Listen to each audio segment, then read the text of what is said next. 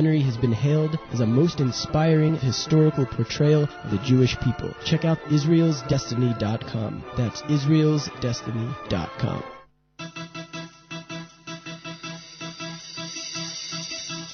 All right, we're back here at Israel National Radio's Weekend Edition. I'm Tamar Yona. I'm Malka Fleischer.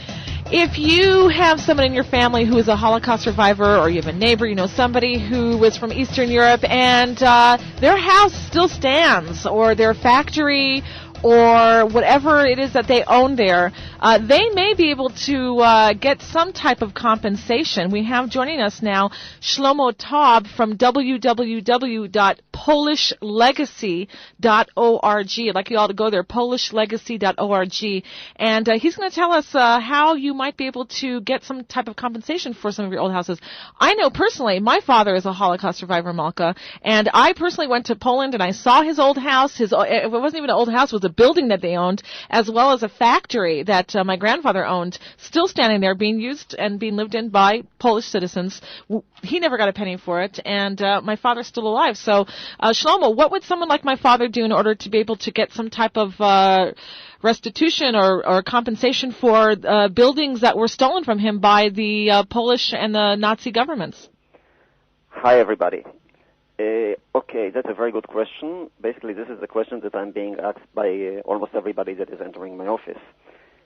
The first thing, if your father owned a property, he should be still registered as an owner in many cases.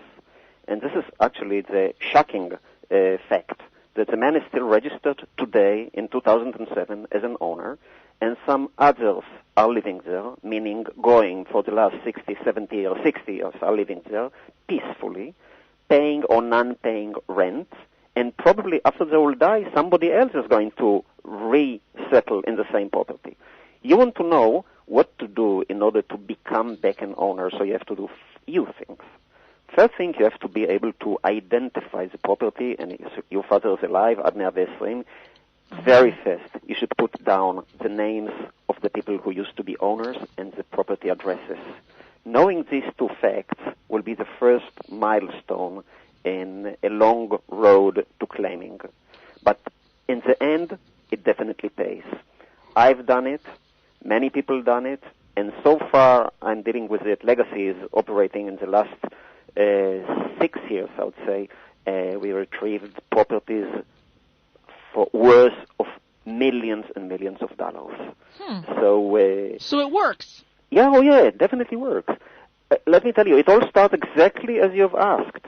You ask your father those questions. I asked my parents those questions. I got to the same situation as you in 1995, right after Poland stopped being a communistic country, in 1989 actually, so a few years later. We kept asking questions at home. We got addresses. We got names of owners. We claimed. And in 1999, me and my sister, we went to Krakow. We stand in front of the judge.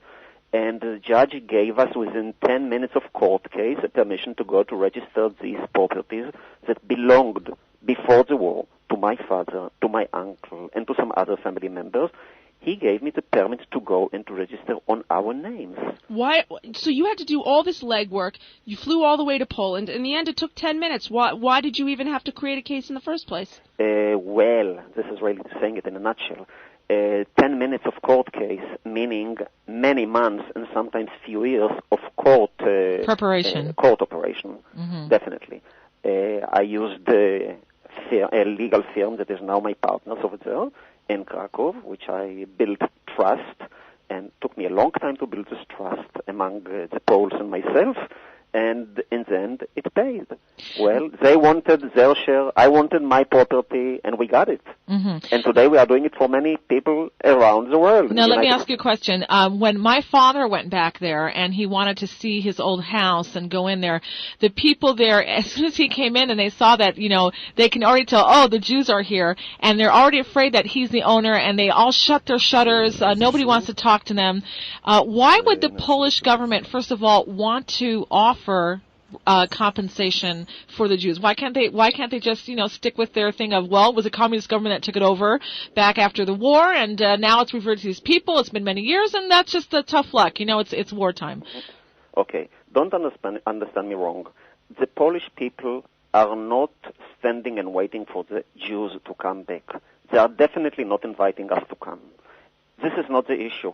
The issue is making justice, meaning the Polish people are not my partners in this deal. They can they can live there still. They can stay in the same properties. All what we want is to make the Jew back registered as an owner. Those people who live there may even not know about it. And in many times it's quite a mistake to go there and to,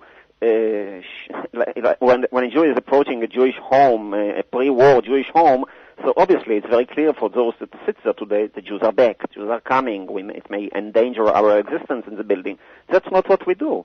All what we want is legally to make the Jew or his descendants, grandchildren, great-grandchildren, or sons, daughters, being back owners. Because later on you can sell it. Right, usually they end up selling it. I see on your website that you also provide help, professional services to buyers and property owners to make sales, because the odds of a Jewish person wanting to go back to Poland and occupy a building, go live there and start Jewish life, are very, very, very, very small. So usually you want to sell. Not only it is small, it is zero. We do not recommend nobody to go back to Poland to live there. We definitely say it when we meet people. Our action doesn't mean that we recommend you to go to re-own and to resettle. The point is just get back what your father or grandfather owned and get it back, because it is yours. What happens, Shlomo Taub, if that building was sold to another Pole, and that Pole sold it to another Pole, and now you want to come and claim it? That Pole who paid the money for it thinks, well, I paid for this building, why should I lose it? No. Okay, there's a very strange law in Poland, and probably also in other countries where we are operating, that if the property was sold, so the buyer is innocent and is a legal buyer and a legal owner. So in many cases, our successes are aimed at those cases where the property didn't go on and on to be sold. And the procedure was like that. The first, after the Nazis went out from Poland, so the properties became owned by the Polish government. The Polish administration was actually managing the properties. And this was the prime time to come into claim, because it didn't go through too many rounds of going from hand to hand. Mm-hmm. Shlomo, tell us some success stories, because probably there's people out there who are like, yeah, okay, I'm pretty sure that my family did own some property, but with all the bureaucracy and so many years gone by, what are really the odds that I'm going to actually get my property back? Okay, the odds are between 30 to 40% of success. That's not bad. That's not bad. Do they have to put down any money in order to get the ball rolling? Definitely yes, because nothing in Poland can be done for free, meaning that in order to go to court, in order to get to a point where you're getting to court, so there are fees. In order to activate the lawyers, definitely there are fees, and many times we have to pay under the table also to the government over there, or when we get into the offices who handle the registration, like birth certificates, so we have to pay them in order to get something that by pushing a button you get it printed. Sometimes I go to an office in Poland, in Warsaw or in Rzeszów, and I ask for a birth certificate of someone that passed away long time ago, and they say, we don't have such a thing. He wasn't born here. You put down $20 on the table, you'll be surprised how fast it comes. That's the way it works, sir. To answer your question about success stories, we have success stories from month to month on a different level. One that I always like to tell is something that happened 2 years ago, which is a very fast success story.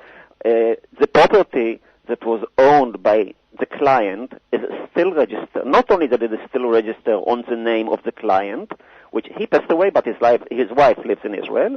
His name is still printed on the doors. His name is still, you can see that on the building. He was the doctor of the town, of the little village, not a town, a small village.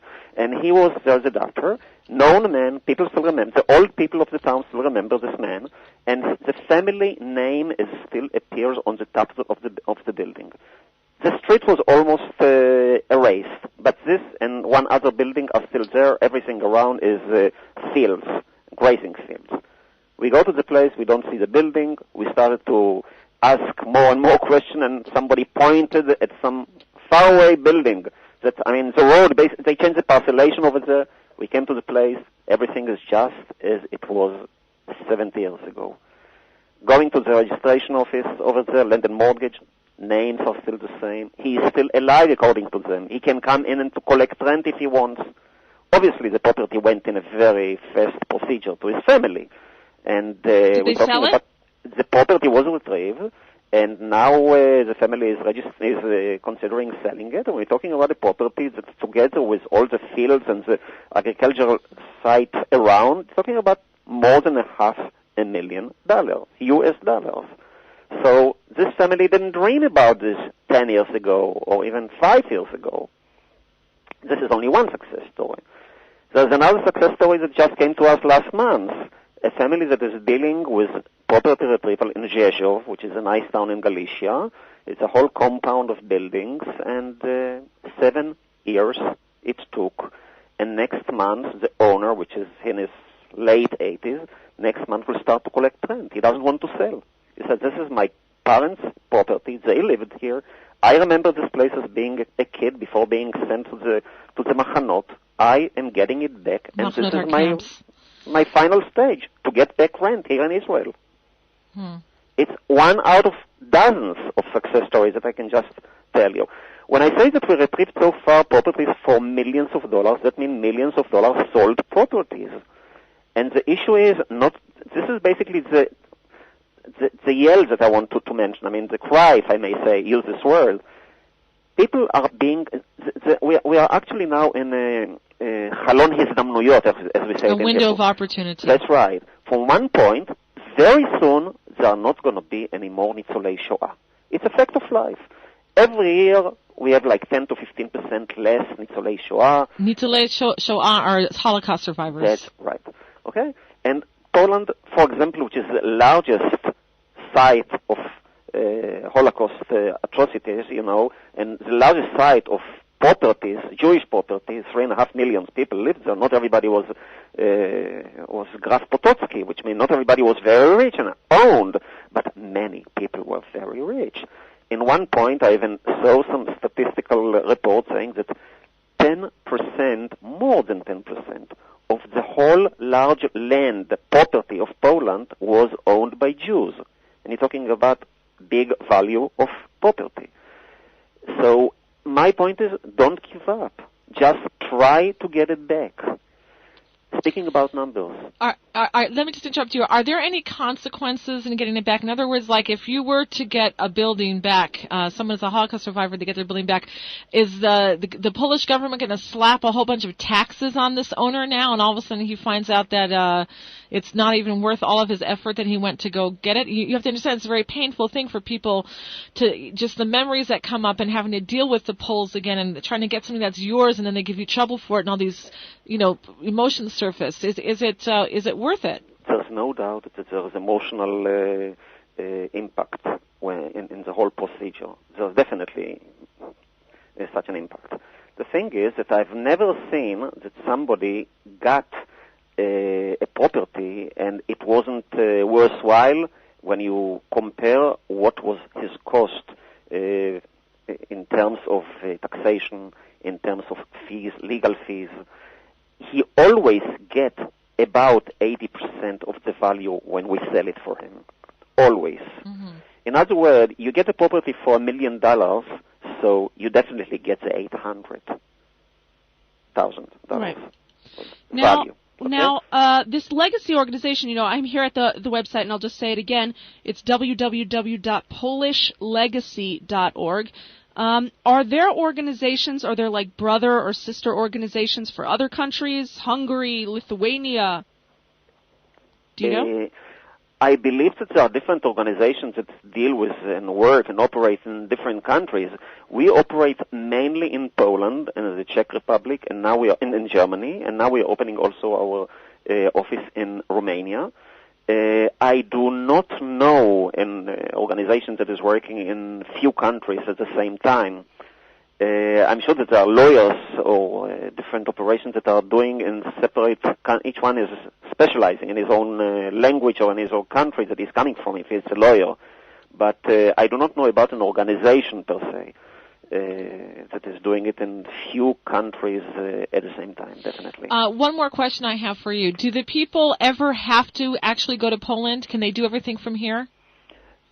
No, they don't have to go to Poland, but it is highly recommended to go, because by going to Poland, so the procedure of inheritance issue which we have to conduct for each client are shorter.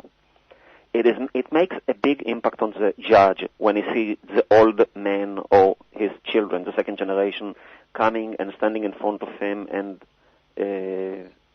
verbally presenting themselves as a descendant of the actual owners. There is a slight difference, but definitely there's no need. It can be done by power of attorney that we get in our office. We are operating through with many lawyers and many attorneys and notarians, and we do it all for them, definitely. But right. It's highly recommended because the effect on the person of closing the circle, as I say, like bringing justice to the family and retrieving the property is much stronger when you go there, you get the stamp from the judge, and you go and register yourself as an owner. Well, bring a little bit of justice, not justice complete. Yeah. All right. Well, thank you very much, and we wish you much success in trying to compensate the victims of the Holocaust. And again, if you want to find out more about it, I urge you all to go to the website www.polishlegacy.org. Find out there how you, your family, or people that you know who might have still have property back in Eastern Europe, even if it's not Poland, they can get in touch with them again, polishlegacy.org. And thank you very much, Shlomo Taub, for being with us on the show today. Thank you very much. All right. Bye-bye. And it says here on the website, Poland is now in the European Union, so it's time to act. East European countries that have already joined the EU are enjoying economic growth, and in most of them, land values are booming. Legacy, that's the website here, polishlegacy.org, has already helped families in Israel and the U.S. reclaim lost real estate, allowing them to either sell the property or enjoy a monthly rental income. Legacy is also qualified to assist in selling or managing your assets as well. If necessary, they can also help you acquire citizenship in any East European country if you should want another passport. I don't know why. So don't hesitate to contact their offices, and they'll tell you how to find out to get reclamation for your property in Eastern Europe. All right, again, polishlegacy.org. That's very exciting. That's very exciting, and it's coming to us, and it's been coming to us for a long time. The only thing I'm sad about is that there's not something for people from every country. But this is great. This is wonderful, and this should have been going for the last 50 years. 60 well, maybe years. if you have a strong case and it's another country, they'll help you with that as well. Expand out, maybe. I'll flip it to my father and see if he wants to do it. You definitely should. I'm not really excited about it. Why? Why he can't really? Because just thinking about Poland makes me ill. Well, how does thinking about $1 million make you feel? $1 million that your family suffered for. I don't get to that thought yet. I just get to the thought of having to go. You know, I was in Poland, and when I left, I never wanted to return again. It was just ichsa. You had to take like 10 showers afterwards. Yeah, but Tamara, you're like the queen of justice. This will be just a little bit of justice for your family and for the Jews. I'll let my father decide what he wants to do. Well, I think that this is a great time to tell a joke. Ah, all right.